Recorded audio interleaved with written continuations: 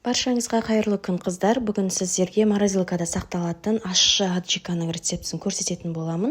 Бұны міндетті түрде морозилкада сақтау керек. 2 жылға дейін сақтай аласыздар. Бұл не үшін қажет? Бұл бізде қыстыгүні капустаны жасаймыз ғой, тұздалған капустаны, ащы капустада. Соған керек болады. Міндетті түрде жасап алыңыздар. Сезонның кезінде бір жасап алсаңыздар, сіздерге келесі сезонға дейін жететін болады. Ол үшін болгар бұрыштары керек бізге, және ащы бұрыш. Сонымен қатар чеснок қажет. Барлығын жақсылап тазалап жуып аламыз. Керек емес бөліктерін алып тастаймыз, және осындай ет тартқышқа ыңғайлы етіп турап аласыздар. Болмаса мен сияқты блендерден өткізетін боласыздар. Барлығын жақсылап өткіземіз.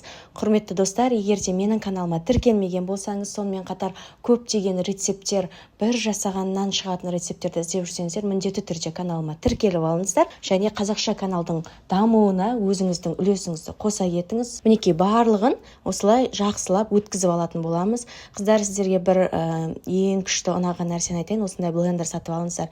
Ет тартқыштың да қажеті жоқ. 3-4 секундтың ішінде сіздің жаңағы ішіне салған фарш болсын, картошка, сәбіз барлығын кәдімгідей зырылдатып тез-ақ өткізіп береді. Міндетті түрде осындайды алып алыңыздар, және одан кейін қызыл бұрышымызды, оны да осылай блендерден өткізіп аламыз. Мінекей барлығын жақсылап өткіздік. Енді осыны бір ыдысымызға саламыз. Барлығын бір ыдысқа жинаймыз. Осы видеоның астында описание бөлімі болады. Сол жаққа мен осы қажетті заттардың тізімін жаздым. Яғни қанша килограмм қажет, қанша мөлшерде қосасыз, соның барлығы жазылған. Міндетті түрде сол жаққа қарата өтіңіздер. Одан кейін чесногымызды қосатын боламыз. Яғни мен бұл жерде 2 бас чеснок қолдандым. Сіздерде солай қоссаңыздар болады. Яғни мен орташа көлемдегі чеснокты алып қолдандым. Барлығын жақсылап осылай өткіземіз блендерден, және осылай бір ыдысымызға салып дайындап аламыз. Үстіне толтырып 2 ас қасық тұз қостым. Барлығын жақсылап араластырамыз. Бұл ащыны істеген кезде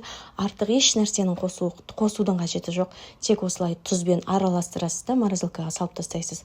Қажет кезде шығарасыз алдын ала. Осылай аджикаңыз морозилкадан шыққаннан кейін, ерігеннен кейін капустаға жағып дайындап жасай бересіздер. Жалғыз капустаға ғана емес, басқа да қою тамақтарға ұсынсаңыздар болады. Мысалы, мантыны жеген кезде, ет тамақ жеген кезде қоссаңыздар болады. Бірақ сразу айтайын, қыздар, бұл өте қатты ащы.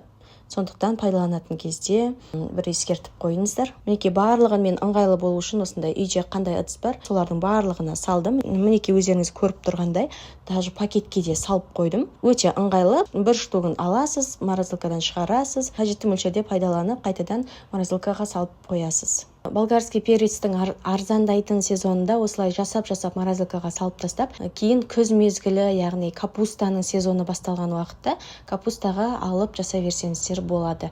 Яғни сіздер қаншама ақшаларыңызды экономдайсыздар. Міндетті түрде жасап көріңіздер, ас болсын.